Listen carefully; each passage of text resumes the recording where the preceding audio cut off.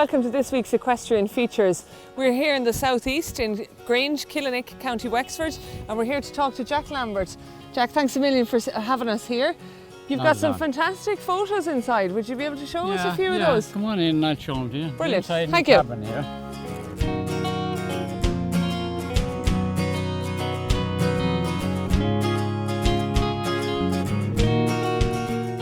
So when did you start hunting? I think I was about 10 years of age and on borrowed ponies, because at home there were not any working horses at the time, and this brood mare that I told you about before, when she didn't go in foal after 4 years, my father wanted to know, what are you going to do with her now? I said, sure, we'll break her and hunt her. Aye, hunt her, he says. You see, when I was doing this one for Pint of Pints, the lads working with Daddy and all, Daddy's coming along, where's Jack? Oh, he's down in the mayor's house. And whether I be in the mayor's house or not, the boys will tell him. That's where you were, yeah. Well, that's it. And you've always hunted around Wexford, but you've done a lot of visiting as well. Oh yeah, I used to hunt with the Wexford hounds. I'd hunt with ours twice a week, and Wexford sometimes, the Breeze sometimes. I used to hunt with Dial, and we used to go to, when Ned Cash was alive, we used to go up to Ned to hunt with the Meads. Yeah. And I used to take 4 days.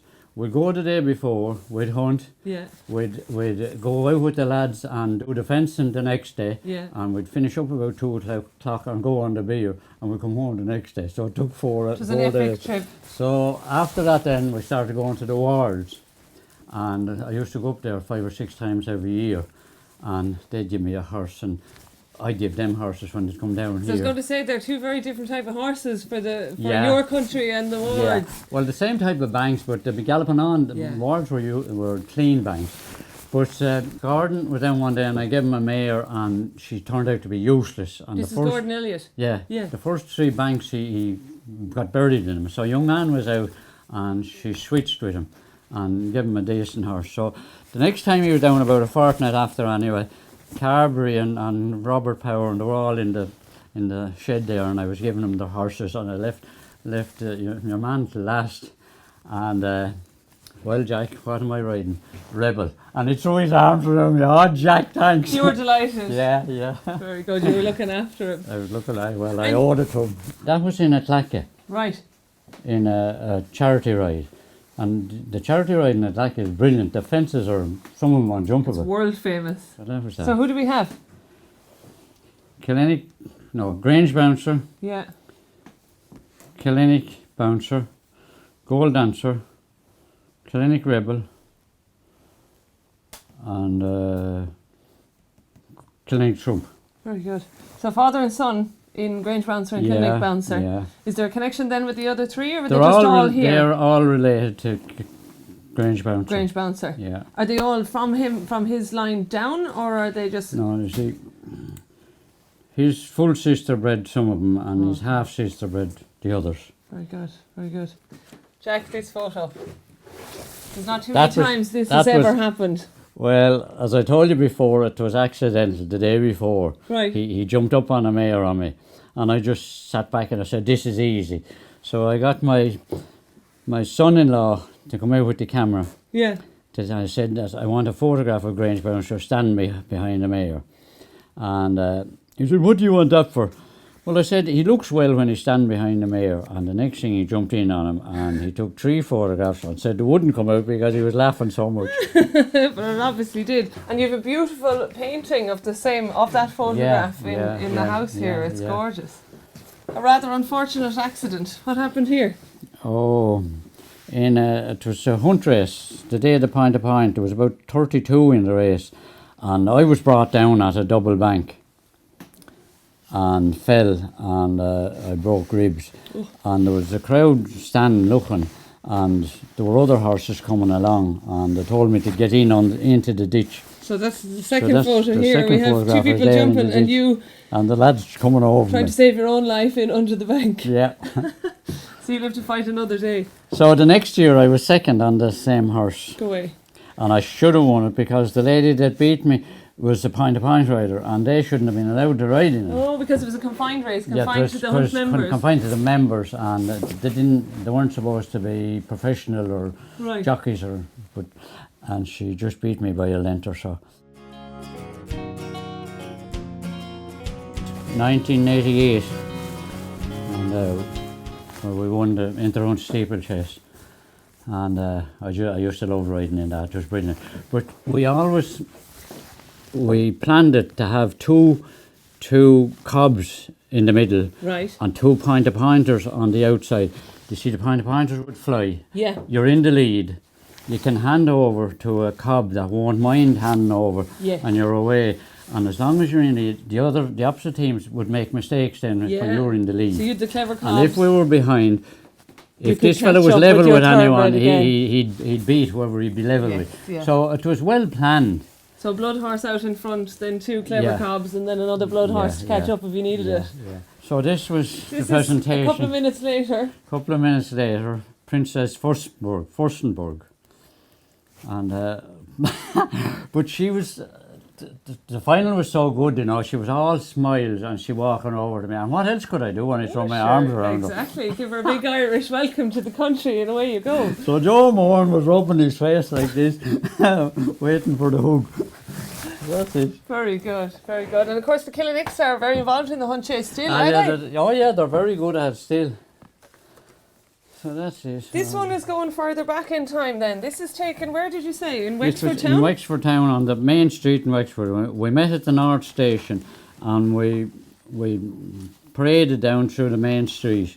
And this is Aidan O'Brien's father, That's Aidan O'Brien, the race trainer. the race trainer, and myself, and Jim Myrna with sunglasses, having done damage to his eyes welding a few days before that. Right. So we think this is what, roughly 1950 or I'd so? say 1949 or 50. Okay. Say 50. And the horses at that time for hunting, would they have been bred for hunting, or were they kind of multi-purpose horses? They were bred for hunting. They Right. were just hunters. Yeah. And great sale for them. You know, I never had a horse a second year. Always you know, sold it on. and I never liked hunting a horse a second year. I'd prefer train them in and get a kick out of them, learning and would you have hunted improving. them as 3 or 4s the first 4. I season? just start them at 4. So now I start them at 2 and 3. One day I was out and this fella opened a meet and he said to me, I suppose it's another young horse you're starting off? Yeah, I said, what age is he? So I didn't say anything. He says, 3? No. 4? No. Don't tell me you're riding a 5-year-old starting off. No. And what? He's not 2. Yes, I said. Jack, we might head outside and you might Yeah. show us around the place. Would Oh, that be dear. okay? Yeah, right. Go on, go in.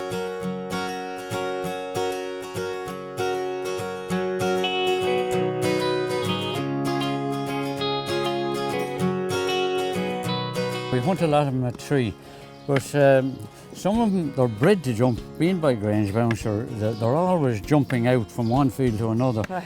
You were telling me earlier about your breaking process. You use the stocks here to work some of the younger horses. First one, we bring him in, Edo, a chap that worked here with me. He was a brilliant horseman, and no one ever taught him anything. Right. And he was just a natural horseman, and I love people with natural ability. And we'd get him in there and get him into the crush, and I'd get up on him, leave him in the crush then maybe for 4 or 5 hours. And before there's a halter even on him, and we put the headgear on him there, and I get up here like this. Yeah. Yeah. And I just lie on him like that, and when the take to me, I just get up like this. Oh God. And then stand over him like that, and eventually sit down on him. Right. Sit down on him, and when they take to me then, I put my feet down there on him. And this is before you'll ever put a I bit do in their that. mouth. Before I do anything with him, I do that. And you do that every day for a couple of days, don't you? For about a week. Right. And sure, I'd have him tied up in there maybe, and I'd come in maybe 2 or 3 times during the day, and just hop up on him.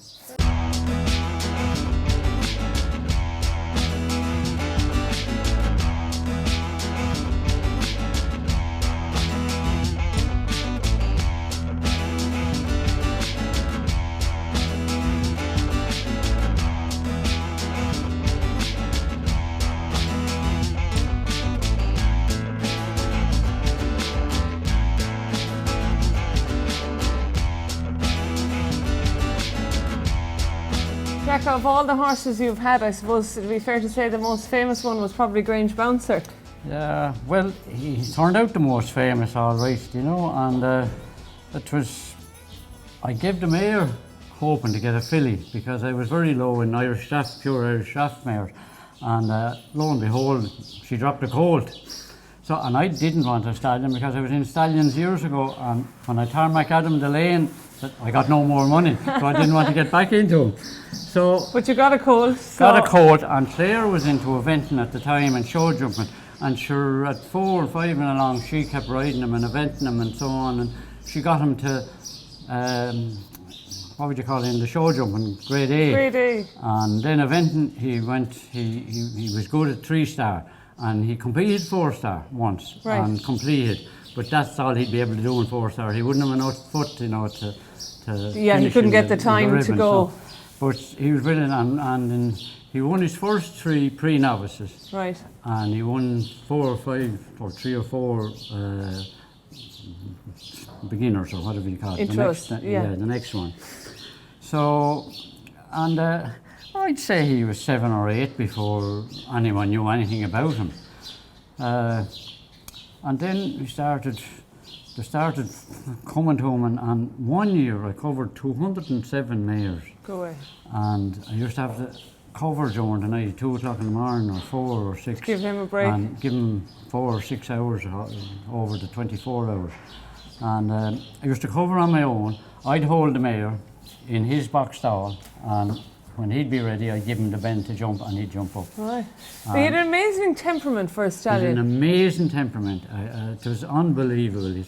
And hunting him, there about 5 or 6 years ago, there was 5 different beginners started hunting on him. Go away. Imagine a stallion starting on a stallion. Yeah, there's not too many stallion schoolmasters around. Yeah, and you know, that's his temperament, and it's a great plus in a stallion. And did that temperament account for many of the mares that he got? Yeah, a lot. I had one bitch of a mare, she won a point, and when I'd be going to school or gallop her down the land, when I'd open the gate, if she thought I was going to gallop her, she wouldn't go out in the gate. Right. And she bred about 8 or 10 by him, and there was only one of them had a bad temperament. So 8 of them got his temperament. Got his temperament. So good. It's the sign of a good sire. They know if he passes on his. And Grange Bouncer, not only did he get hunted by beginners, but he had a few famous jockeys from time to time. He had a few racehorse trainers and things like that up on him. Everyone rode him, and they'd all come and, oh Jesus, stop. And they see the smile on their face. And my American friends, they all queued up for him, you know. And actually they bought animals by him. And I was over in America there 2 years ago. I rode a daughter of a full sister to Grange Bouncer.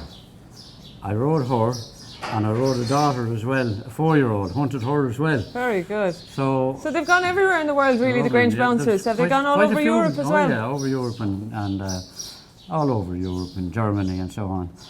But there's quite a few of them in America, do you know? Yeah. And they all know him, and where I go in America, they all know about him. Yes, you know? yeah. And so he produced how many stallion sons? 3 altogether? He has 3 or 4, 3 definitely, yeah. Yeah, including Grange Bouncer, who stands here. Yeah, and Mylock Bouncer, and I can't think of the others. And Mylock Bouncer has a stallion past now as well. So it's a good line, you know, and it's all, as I said before, it's all coming from Tara, way back from Tara. That was the sire of his grandmother.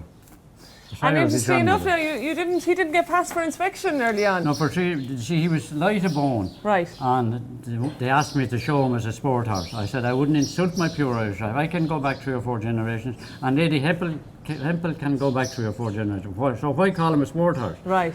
And the 3rd time I showed him, there were different judges, and they were amazed. They wanted to know where he was. He was 6 at the time. They wanted to know where he was, that he wasn't passed before now. And how many mares had he covered before he was passed? He wouldn't have covered many mares now. When he was 3, 4 and 5 now, he wasn't covering very many mares, you know. Right. He was just an ordinary Irish draft, you know. Yeah. But he was producing the goods, show jumping and eventing. Show jumping, when they started to perform then. Yeah. And then when he was finished performing himself, you know, he was very popular then as well, you know, and everyone knew about his temperament. And so he unfortunately had to be put down last year. Had to be put down in October, November, December. And he had that melanoma in his tail, and he had that for 5 or 6 or 7 years. And used to annoy him, you know, and we used to wash it and clean it up and so on.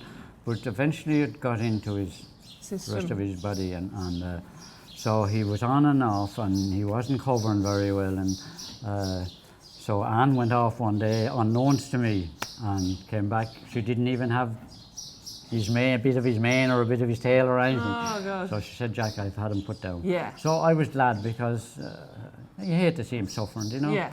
Give him So a people, ladies, rang me, and they'd be crying on the phone, and how are you taking it? You're there cracking jokes, and how are you?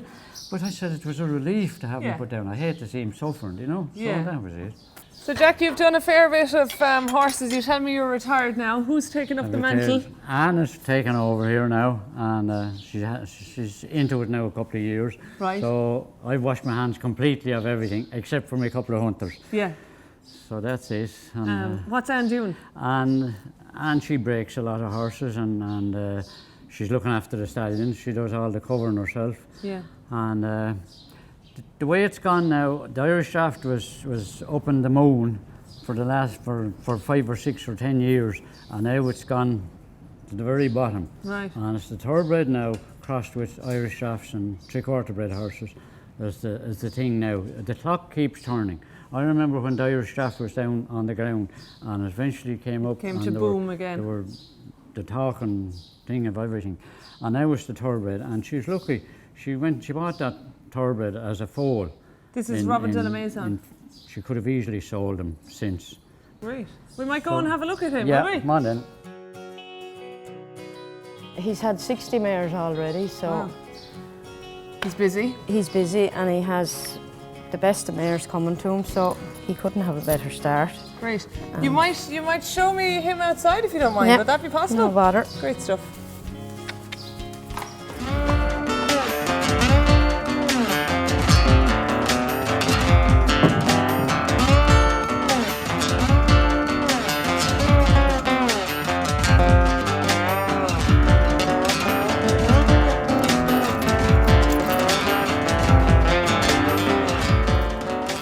He's got a national hunt pedigree. What's in his background? He's all chasing breed, and the second dam is bred on the sunny side, which is won 3 or 4 chases. And he's in black type, and it's all staying breeding. Yeah.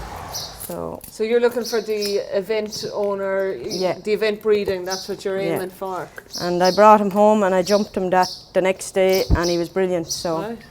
so I was lucky, Yeah. because I thought I'd have to go 3 or 4 times before I get one. So you it was hit great. the jackpot first time, we think. Well, I don't know. Yeah. But he's good. We might have a look. I think there are a couple of his foals here, last year's foals, or Yeah. this year's foals here, Yeah. sorry. So Yeah. would you show us some of those if you don't mind? Yeah, no bother. Love to.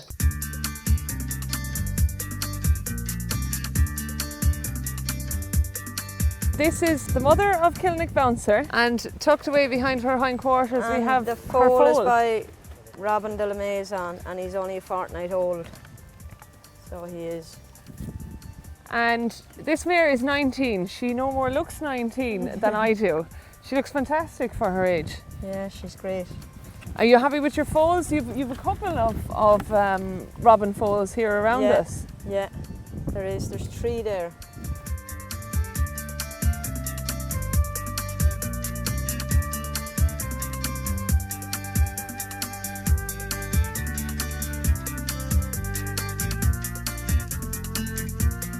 That's it for today, folks. We've seen the past, the present and the future of the Lambert Yard here down in Wexford, and we're very grateful to the Lambert family for having us.